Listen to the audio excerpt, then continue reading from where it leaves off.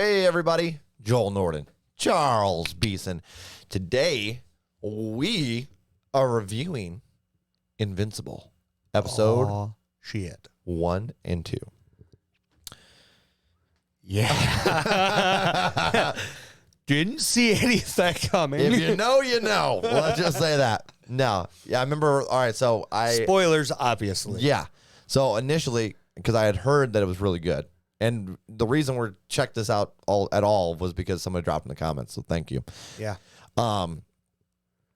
So initially I was like, okay, I mean, his story building was good. Characters. Yeah. Good. However, my initial issue with episode 1 watching was like, this is a complete copy of Justice League. Every single character was a knockoff. Yeah. Darkwing, Batman. Yep. The one girl, Wonder Woman. I can't remember the names, but the one they turned Aquaman into a fish man, which I actually like that better. Yeah. And there was a bunch of, basically like that. There was like 8 of them. And 100% they was. were legitly the Justice League, right? You had the speedster. The speedster, Red Blur. Yeah, Red Blur. Red Blur, I think it was, right? Is that? Something along those lines. Yeah, Red. He was essentially the Flash. Yeah. And Omni-Man, he was basically Superman. Yeah, because he's from another planet and everything else. So, and then you basically, the story kind of follows a kid that's Omni-Man's son, hitting puberty and getting his powers and all that stuff, right? And so it's following that for the most part. And like I said, so that was cool. Yeah, it was super interesting at the beginning because, you're sitting there and it's like, okay, so this is clearly a superhero show. Yeah. And then it, like, at the very, like, towards the beginning, you have the security guard standing there talking. Mm-hmm. And then you have these 2 guys show up to destroy things, try to kill things. Yep. And then you got the knockoff Justice League, or basically. Yeah. Show up and start fighting these things. And then you got this extra guy just pop up. Hi, Omni-Man, just here to help out, I guess. Yeah, and you could tell the other people are jealous. Yeah. Because they want the glory here. And then they finish off those guys. And then it follows Omni-Man. And I'm like, wait, what's happening right now? I was so confused. There's so much coming at me. And I'm like, okay, so what's the point in the security guards at that point in time? Yeah, they do that a lot, of notice, like kind of random. Beginning of the beginning of the second episode? Yeah. That was one of the security guards. Yeah. I put that together. I was curious about that too. Yeah. And I'm like, do we just follow this guy right at the beginning of each episode? Yeah. Because that's kind of cool. It's kind of like a random bystander point of view, and then bad stuff happens. And then you always have that, and then you always have superhero things happening right off the bat. Yep. Right off of that. Right off the bat. Yeah. And let's talk about the animation. The animation, phenomenal. Very 90s feeling. Like, yeah. And I immediately felt like I was a kid. Clean. Very clean. Very clean. But it felt, again, like I was watching those 90s cartoons that I loved. Yeah. So I was like, hey, this fits perfectly, but it's definitely polished more. Yeah. Right? That extra polish, because me and animation, we don't get along very well. Yeah. Because I was spoiled. I grew up in the Marvel era when I first started watching movies. Right. Was all the Marvel cinematic, all their CGIs and everything. So going from that to literally anything else, yeah, is sketchy. Fair. But this one passed. Yeah, it was funny, but because guys, spoilers incoming. Yeah, at this point, I think we've ran. We've already had a couple of them. Yeah, just slightly. I mean, it was more touchy on the characters and stuff, right? Yeah. But my main issue with episode 1, Wrath of Rip, was all these heroes are knockoffs. And then at the end of the episode, you find out why. Just completely blew my mind. Okay. Yeah. They basically, the Justice League, I guess we'll call them, because I can't remember the correct name of them, but they're Guardians, right? They all get an alert distress call, and they leave what they were doing to come meet up at their little center, and they're like, oh, if I didn't call you, who called you? Blah, blah, blah. And then Omni-Man shows up. Yeah. And it was weird because there was like the outro right there, and then busted into that. Yeah. So it's like, first half of episode, you get good Omni-Man. Second half episode, you get bad Omni-Man. Yeah, it turns out he's a villain. And I mean some cold-hearted shit the way he went about that. And I don't know if he fully, it's think, weird. Think about the process of what he did. He alerted them all to the same spot to take them all out At the same time. He's wrapping up the whole thing. There's no way anyone else can discover what the hell happened. He took out the security cameras and just his face as he goes to town. Yeah. You're like, you're already in shock because it shows up and they're like, the red blur's like, you know something's wrong. Red blur tries to move the one girl or the guy out of the way. And then Omni-Man comes through with a punch and you're like, what the fuck is happening? Yeah. And when he caught him, like what? Yeah. So and let's be clear, pretty much the entire show up until this point has been family friendly. Yeah, completely. And Omni-Man's a good guy, 100%. And you're like, okay, cool. And then this happens, and you see Omni-Man miss a punch. The red blur is trying to do some shit against him, and he's hitting him, and he finally grabs his wrist, grabs his head, pops his fucking head like a melon. And right there, I was like, what? Yeah. And that's about where my mind starts blowing. He single-handedly destroys each and every one in the most gruesome way possible. Yeah. And I love the one part. It's like, oh, it's him or us. This is an Omni-Man. Yeah, well, it's him or us, and I choose us. Yeah.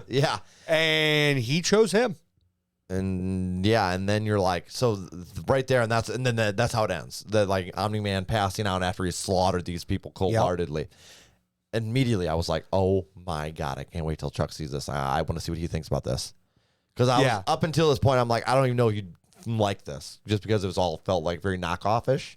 Yeah. For the most part. Honestly, I was intrigued. Yeah. Like, from the beginning. The same. Because I'm like, hold on, is this another, like, a third or I guess fourth kind of like superhero kind of thing going on? Yeah. Because you got your DC, you got your Marvel, you got your The Boys stuff that's all comic book related. Right. And I don't know if this is comic book related or not. I'm assuming it is. Yeah. But then you got this, and at first, like with that first combat thing, and then it shows the kid's mom walking into the bathroom. I'm like, hold on, was he just reading a comic book? First thought, because you know he's reading a comic book in there. Yep. And then you hear it again in the background on the TV, on the news thing. And I'm like, okay, so wait, was all that real? What is happening? Yeah, I was so lost at the end of that episode because I was just like, what? And then the end of that. And you're running through the process because you're like, did something control him? Did he do this willingly? Yeah. What's going on here? So you're immediately like, and I'm not going to lie to you, I probably would have continued watching anyways, just for a little bit longer, even if it would have kept those heroes. Yeah. Because I'm like, yeah, they're knockoffs, but it was quality. Like, it was a quality knockoff if that was the case, right? 100%. And it was more following the kid than them. And so I was like, okay, whatever, right? And then the second episode did a phenomenal job saying, no. We aren't that knockoff thing. That was just, hey, we want to slaughter those guys. Basically. Yeah. No, we're not the knockoff. Yeah. And calm down, sit back, and let the show begin. And all the superheroes in the second episode were original. Yeah. And like they had a different feel to it. And it was basically like Omni-Man's recovering and his son's basically trying to jump into it. Yeah. And there's like alien forces coming in, which I thought was actually really kind of cool how they did that with the aging thing, with the time streams and stuff. That was super interesting. They're like, but it's been 3 days. Yeah, but for them, it's been 3 decades. Yeah, and they come up with more tech. Yeah, that was pretty cool. And then, once again, Omni-Man doubles down on his villain status. This is not, because as soon as I was like, please take this guy into this warp portal. Please do it, please do it, please do it. And he did, right in there. Yep. So he goes into their world to take out any legitimately slaughters this entire civilization of aliens. And he's like, this is not your planet to conquer. No, but apparently, and my first thought as soon as he said that was like, okay, that's heroic as shit. Like you definitely pull off the superhero there while also getting your bad guy juices out. Yeah. And I'm like, this is not your world to conquer. I'm like, but is that your world to conquer? That's exactly, because it leaves that implication, and you're like, oh, what? And then he does. Yeah. Fully. He has those people lifting that big rock or whatever it was above until he gets through the portal and then it drops. Yep. Like, did you just have them kill themselves? Like, what just happened? Yeah, I thought he was carrying it. He might. Yeah, he was. You're right. Yeah. But still, either way, like he definitely. Yeah, but they opened the portal for him. Yeah. And like they just committed suicide. Right. All in all. To be fair, they didn't know Omni-Man was going to be a thing. Yeah. He showed up kind of last second at the very end. Yeah, he did. I love Seth Rogen's appearance in that show. Did you notice that? No. He was the dude that was the auditor for planets. Oh, that was okay. Yeah. That was Seth Rogen. Okay. Honestly, that part caught me off. Yeah. I was like, what's the other part, the little thing that bothered me a little bit was Omni-Man's the boy. I forget the boy's name. Invincible. Let's just say. Yeah, Invincible. He's like, so I'll go do it. Yeah. And Omni-Man's like, okay, yeah, that's a great idea. And he's like, he's not that strong anyway. You got this. Yeah. What do you mean he's not? You fought him before? Like, what is happening? And then he's like, yeah. And then Invincible's like, how do I breathe in space? You don't. And then he's sitting on the moon having a conversation in his mind. Yeah. How did he breathe that whole time? He didn't. That's impressive. He's invincible. He could hold his breath forever. He's invincible, bro. Well, maybe not forever. I'm sure there's some length of time for him holding his breath, but he held it. They had to hold it for a long time. And what I really enjoy so far about this show is that every character is balanced. Even Omni-Man has weaknesses. Yeah. And even though he's crazily overpowered, dude still has some weaknesses. Yeah. 8 guys, if they would have played their cards different, they could have beat him. Yeah. I think if they would have done less single attacks or maybe even just a lot more defensive, basically as soon as Red Blur died, it was over for him. Yeah. But if they would have worked together and Red Blur maybe like was a little more defensive. Yep. If they would have played defensively, they could have beat him. Because, I mean, he was to the point of passing out with just that, them attacking him singly, pretty much. If they would have worked together better, it could have been a game changer. Oh, 100%. But, yeah, I mean, I guess that's side of the point. But, yeah, I'm enjoying it so far. And I thought it was really funny when he's like, wait a minute. Are you using your timeout? Yeah. I was like, wait, what? I get a timeout? Yeah, you get a timeout. Do you not know the rules? Do you not remember the I'm not... Who do you think I am? Yeah, so he's basically just Seth Rogen's making sure that there's a protector on the Earth. Making sure the Earth is protected. And then he's like, Urok. And they called for him. And he's like, wait, there's no U in that? Yeah. Well, he said with a U or an E. And he's like, an E. Oh, man, hopefully I don't get fired. Yeah. The greatest part about that interaction was, I'll see you around. Yeah. Well, if I don't get fired. Yeah. I was like, what? And, I mean, so far, dude, I'm enjoying all the characters they've introduced in episode 2, and like, it's a very unique show. I love how he ran into what was it, the Teen Heroes? Yeah, and you got Robot. Mm-hmm. Robot cracks me up. Yeah, because he's saying logical shit, but it's also annoying because he's like, he's doing what you're. It's what so you don't, pessimistic, and he's doing what you don't want your boss to do. Yeah. Yep. It's like when we're screwed. Like at a factory. All right, so I work at a factory, so it's legit like this. I'm going to grab a part. He goes, grab the part. Yeah. The fuck you think I'm trying to do? No shit.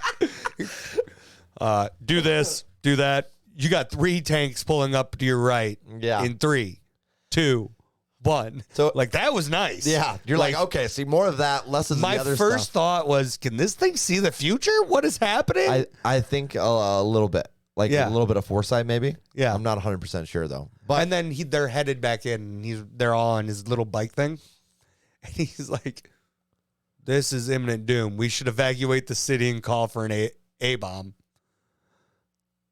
No, we're not doing that. Oh yeah, because he's like, we should just nuke it. And I was like, yeah, Jesus. We're not nuking the city. So.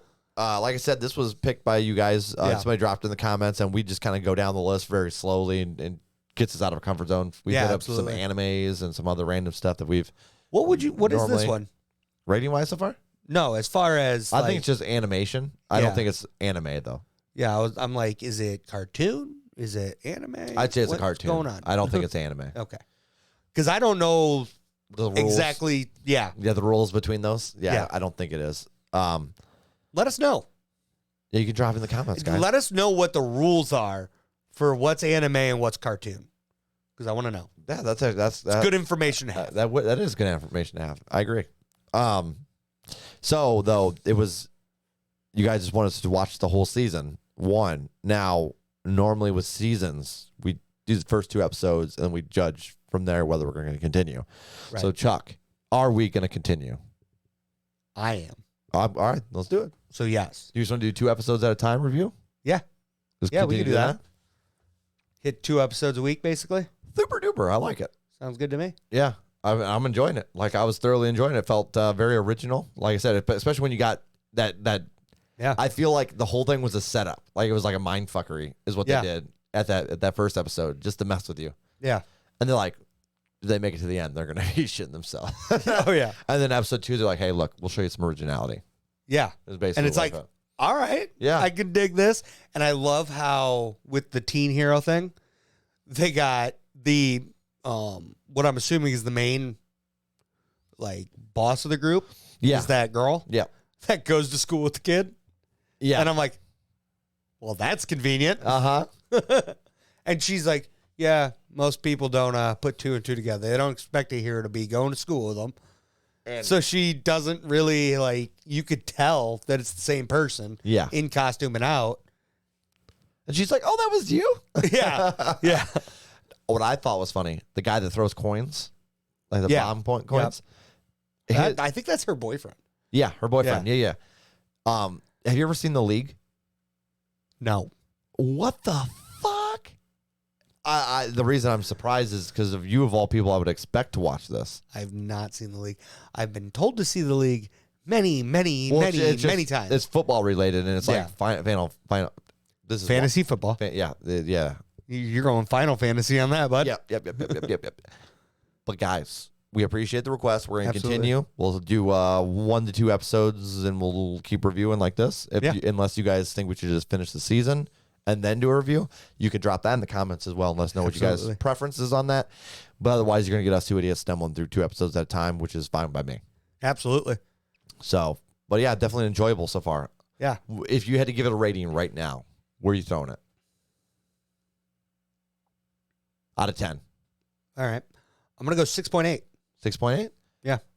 I'm going to go 7.5 as of right now. Just because, like, every episode at the end, I'm like, yeah, what's next? What's going on? It's keeping you coming. Yeah. Like, I definitely want to know what's coming next for each time. And it's funny because, like, you're, like, very it's very casual up until the end of the episode, and you're like, what the fuck's next? Yeah, and if they keep going down the path they're headed, that rating's definitely going to go up for the entirety of the season or as episodes keep coming in. Yeah, it's just building stuff right now, I think. So I usually, before I think about how much I like a show, I usually watch 3 episodes of a show before I judge it. Okay. Generally speaking, which is why I've been told that I need to push through with Game of Thrones because I watched 3 episodes and couldn't do it. The first season's rough. Yeah. But yeah. All right, guys. Joel Norden, Charles Beeson. That was our review of episode 1 and 2 of Invincible. And do us a favor, hit like and subscribe. And until next time, peace out. Peace.